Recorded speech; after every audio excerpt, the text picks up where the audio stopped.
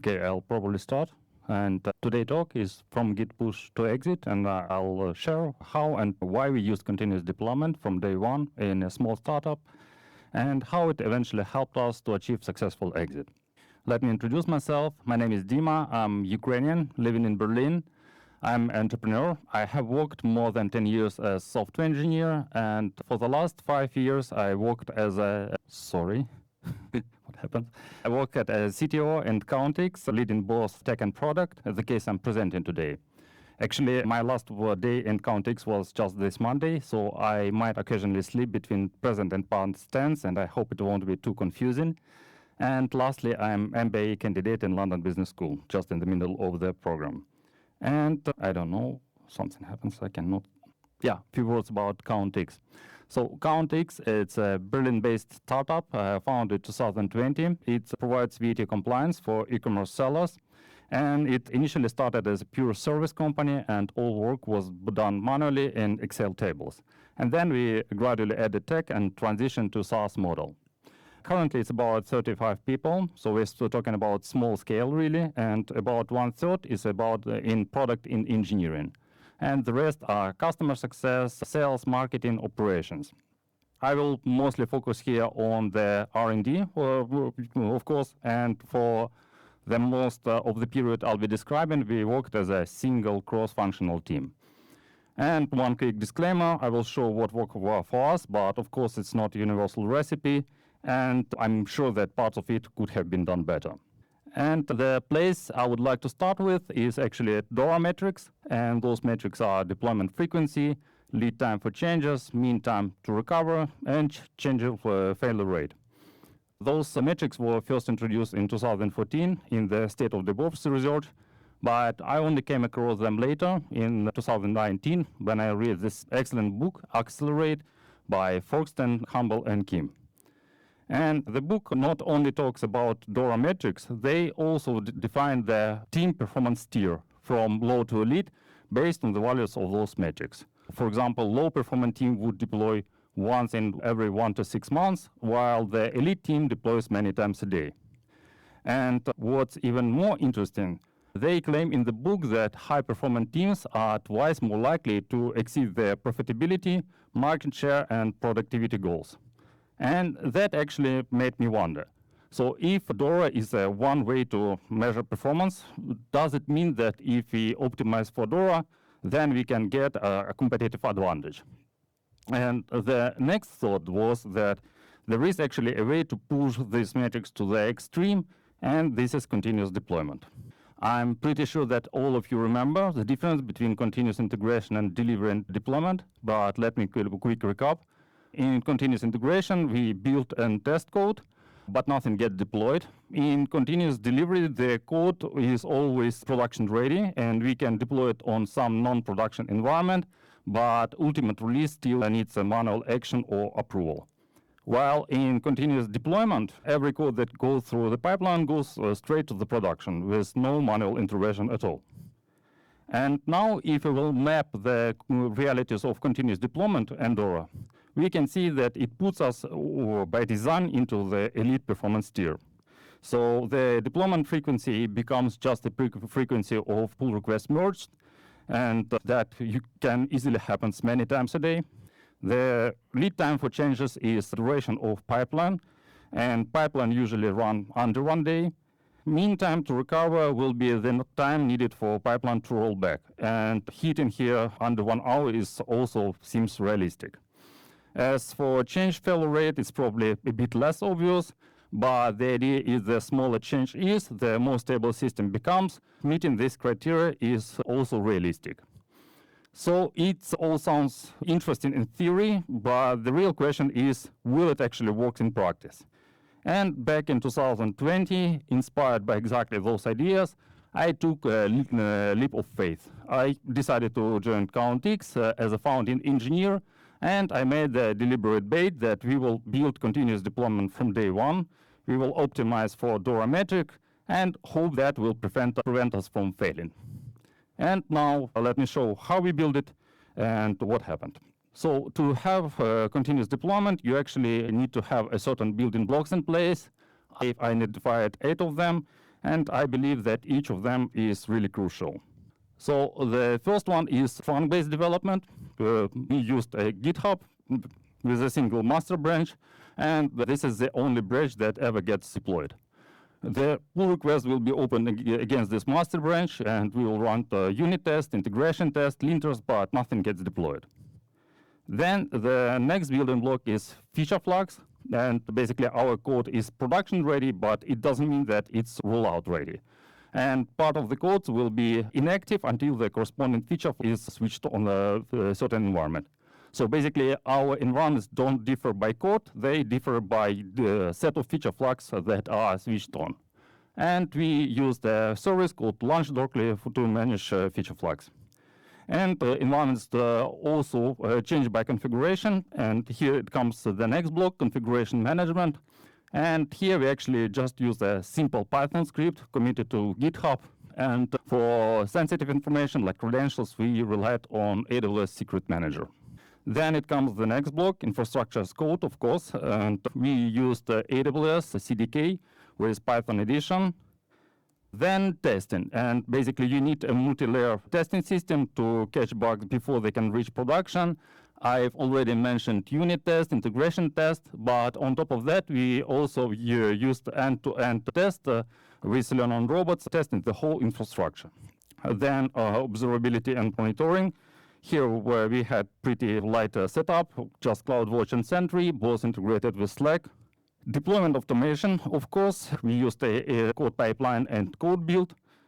And finally, something that is often overlooked is the test data management. And for integration test, we used fixtures, while for more broader testing, we used an anonymized copy of production database. All right, and now let's take a look on the environments that we had. So we always have had only 4 environments: test, stage, and production. Each environment is set up in a separate VPC and with a whole set of applications deployed on each of them. And each environment has its own user and its own purpose. Development environment is for engineers. Test is for robot running automated checks. Stage is basically multi-purpose. Product manager, designers, test will use it, but also will stakeholders management, or even salespeople running their the demos also will use staging environment. And finally, production is for customers, obviously. And every Sunday, we would take the copy of production database, minimize with just a custom Python script, and then push down to the lower environments. And in this way, we always work with realistic data, but without any risk of leakage of sensitive information. And here you can see the typical pipeline that we would have.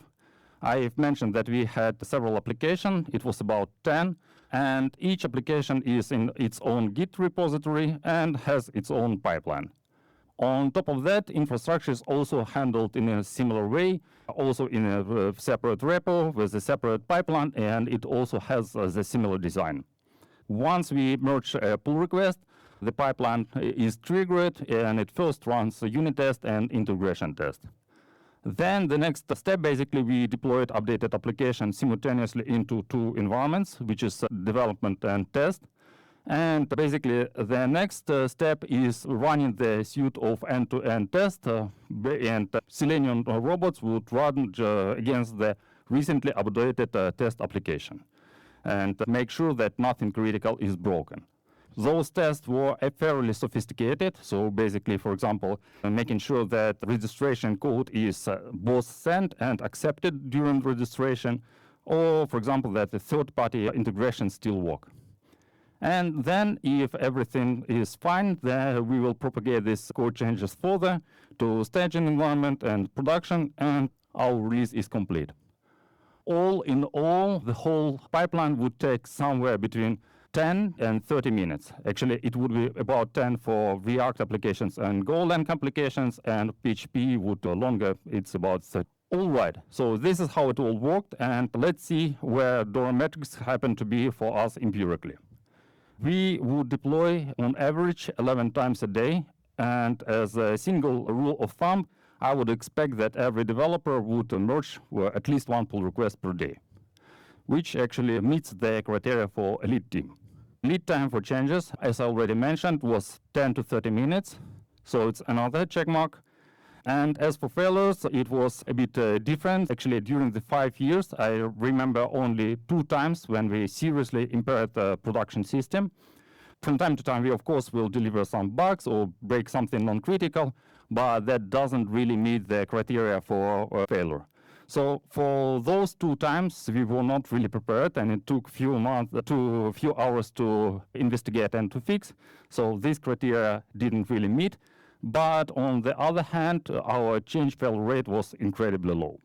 All right, so now we can assume that we are officially elite team, but does it really mean that we automatically get higher profitability or the company costs more? And probably it's not. So engineering metrics on their own won't define the value of the company, and what it defines, it's actually financial metrics, things like EBITDA, revenue growth, or customer acquisition cost. And the problem with financial metrics that they are a function of time, and therefore they always lag, like always. If we introduce the change today, we can see the changes weeks later.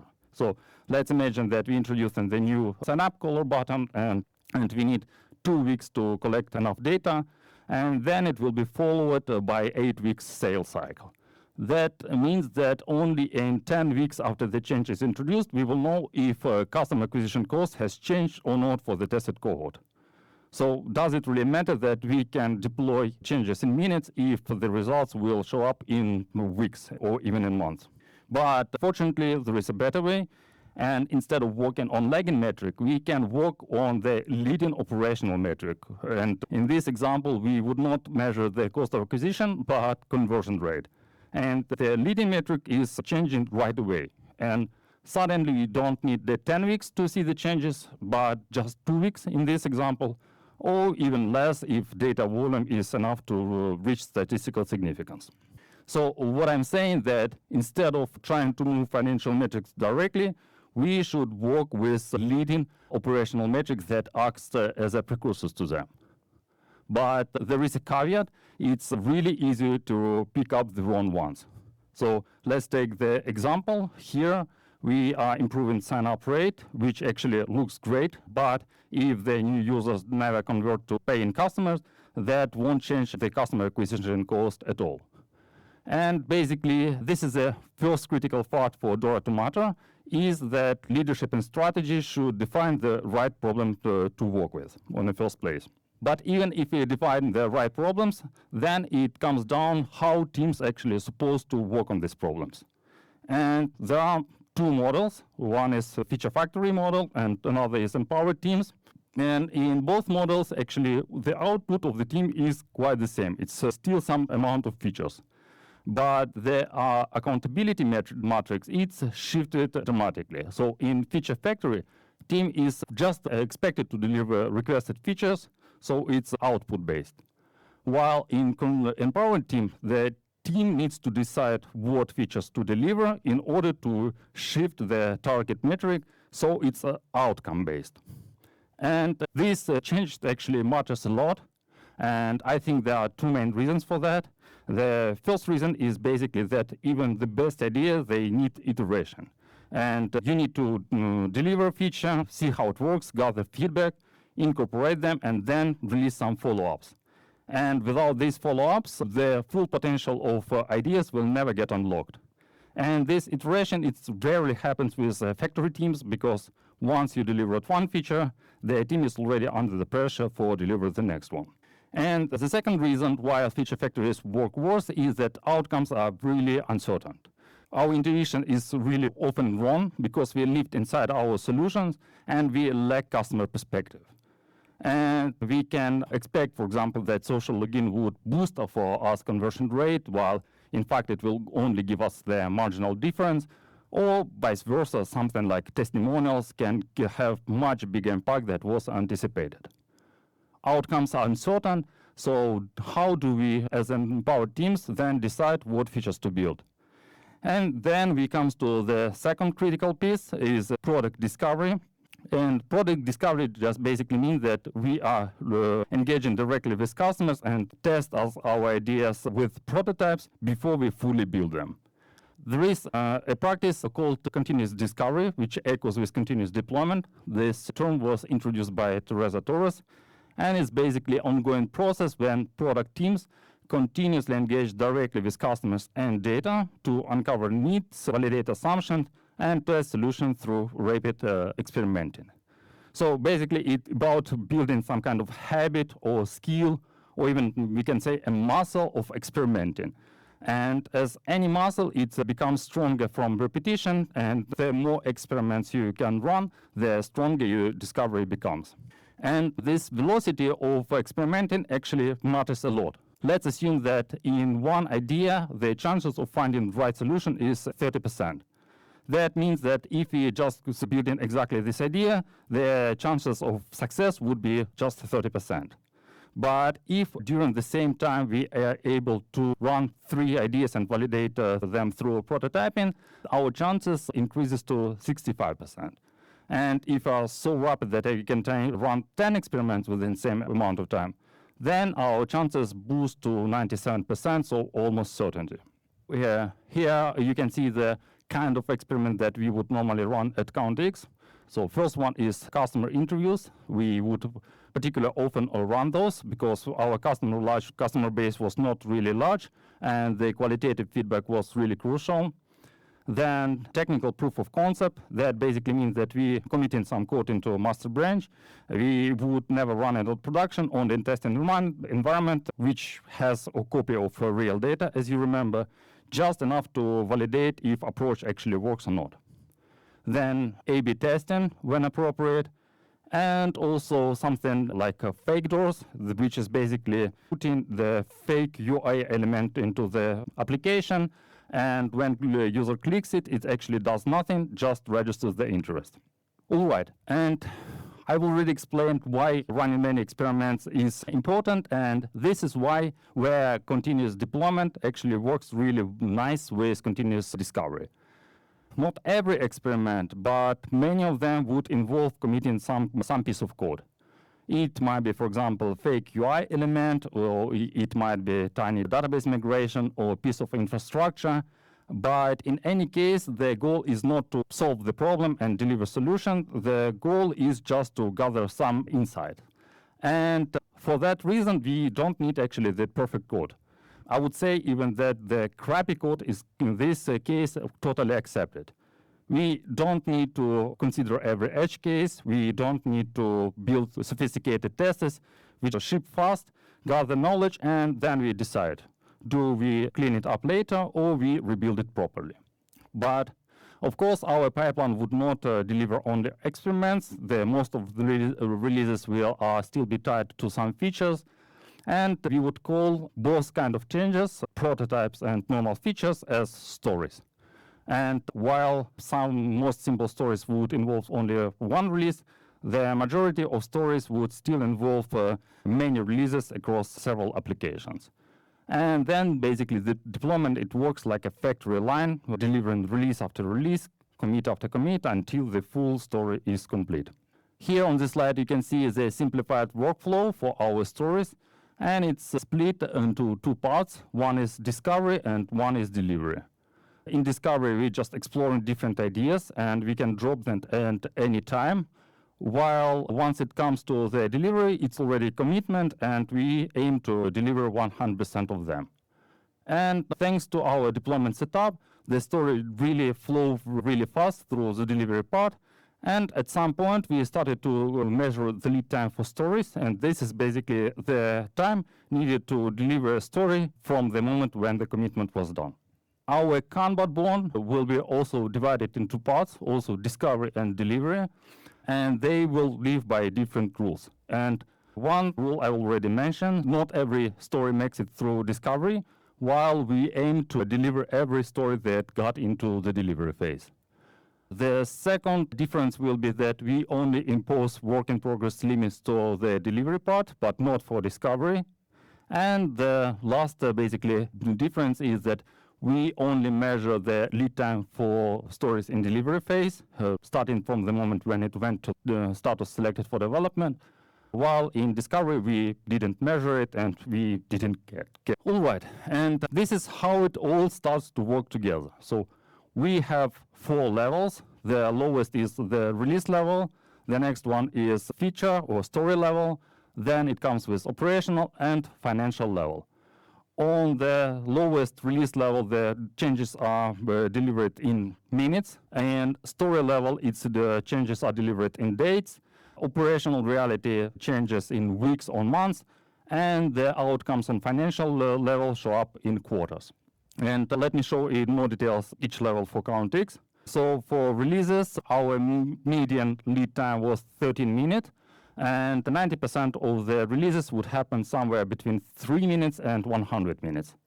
And you can see the distribution with 2 visible peaks. And as I mentioned earlier, the first peak is React and Golang applications, and the second peak is PHP application. And actually infrastructure as well. It was deployed slow. Then the next level is a story level. So basically how fast we can deliver a feature or prototype. And the median lead time for story was about 3 days, with 95% of stories delivered somewhere between 2 hours and 21 days. You also can see the distribution here. You can see it's also right skewed, so the half of features are delivered under 3 days, while another half will be delivered somewhere between 3 days and 3 weeks. Then it follows by operational level.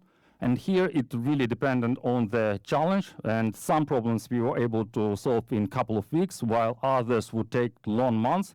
But in any cases, we were able to solve those problems. And I mentioned that we were a service company transitioned to SaaS model. So the most relevant metrics for us were things like number of manual operations per client, or number of human interactions in specific process, or coverage with relevant ERP integrations which our customer used, or some critical feature adoptions. And finally, on the financial level, there were 2 main metrics that we were optimizing for. First is COGS, cost of goods sold. So it's basically about expenses, which in turn were mostly tied to the human work. And the second is monthly recurring revenue. All right, and now let me get back to the original claim from the Accelerate book, that high-performance teams are twice more likely to exceed their profitability, market share, productivity goals as low performance. And in our case, we entered the German VAT compliance market quite late in 2020. It was already quite crowded. We didn't have any early mover advantage, and we also had only a fraction of resources available to our competitors. But yet, over 5 years, we were able to capture about 20% of the market. At least in our case, this claim happened to be true. And basically, that eventually led to the fact that in early 2024, our company was acquired by a private equity firm. All right, so let me wrap up. Throughout this talk, I was reflecting if continuous deployment or DORA metrics more broadly matter for financial outcomes. And my conclusion that on their own, they don't. They must be coupled with a strong discovery and strong strategy to actually have impact on financial level. So imagine that those 2 gears are detached. Basically, that means that either we're working as a feature factory team or we are having weak discovery. That means that we are delivering features, but they won't change the operational reality. Or another possibility is that our strategy is weak and we are just working on the wrong problems. And we will change something and something will improve, but that won't translate into financial outcomes. So value is somewhere lost. And only when all things are connected together, deployment, discovery, and strategy, then a continuous deployment becomes real multiplier because it basically defines the speed of the first gear. And the faster this first gear spins, the faster the large one financial will turn. Okay, and that was it. Thank you. Hope you liked it. Questions? Yeah, thank you for the talk. Really interesting. Do you think like these metrics will be applied successfully only to startups or also to like bigger companies coming from like real giant companies? I know don't want to reinvent the wheel. So in your case, you did a fantastic job because it was a startup about other different organizations. Yeah, that's really great questions. And I'm presenting my case study. This is where I have really confidence about what I'm talking. I can only make some assumptions, and I think that it will also matter in the big problems, but they still need to be tied to the things. You need to work on the right problems, and you need to decide to work on right features, so to say. Yeah. But I think it's probably more difficult to make this work in a bigger company.